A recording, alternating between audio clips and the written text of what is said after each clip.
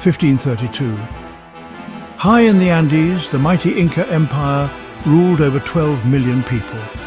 Stretching from Colombia to Chile, it was a civilization of engineers, astronomers and warriors. But all was not well. The Inca had just survived a brutal civil war.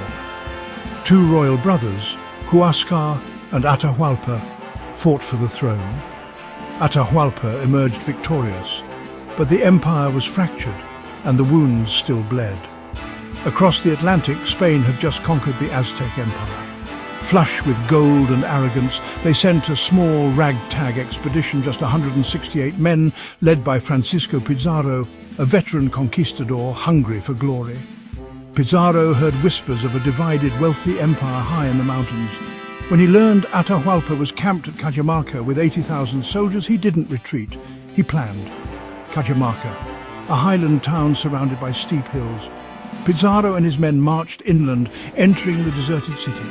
They hid in stone buildings, waiting outnumbered 500 to 1. November 16th, 1532. Atahualpa, curious and unconcerned, entered Cajamarca with thousands of unarmed attendants. He expected a diplomatic welcome. Instead, he walked into a trap. Pizarro's men watched from the shadows. Steel swords, flashing muskets primed, cannons, loaded horses, restless, terrifying weapons the Inca had never seen. A friar stepped forward, demanding Atahualpa accept Christianity and the Spanish king.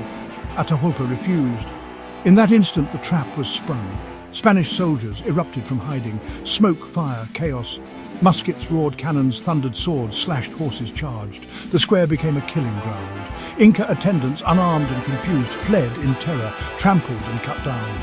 By nightfall, more than 6,000 Incas lay dead. Pizarro had not lost a single man. Atahualpa was taken captive, calm amid the carnage. His golden litter dropped.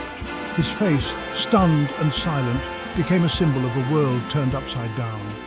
Even in chains, Atahualpa still commanded loyalty.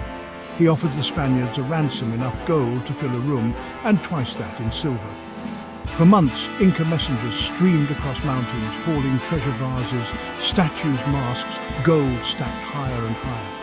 The ransom, worth over $2 billion today, was paid, but Pizarro broke his promise. In 1533, Atahualpa was strangled in a candlelit chamber, ending the divine bloodline of the Inca. With their emperor gone, the Inca world unraveled. Pizarro marched to Cusco, installed a puppet ruler, and stripped the empire of its soul. Looted temples, Christian crosses replacing native idols, Spanish banners on Inca palaces. The gold fueled Spain's empire, but Cajamarca became a template deception, divide and conquer, and ruthless force. 168 men didn't just topple an empire, they exploited division, faith and trust, and rewrote history.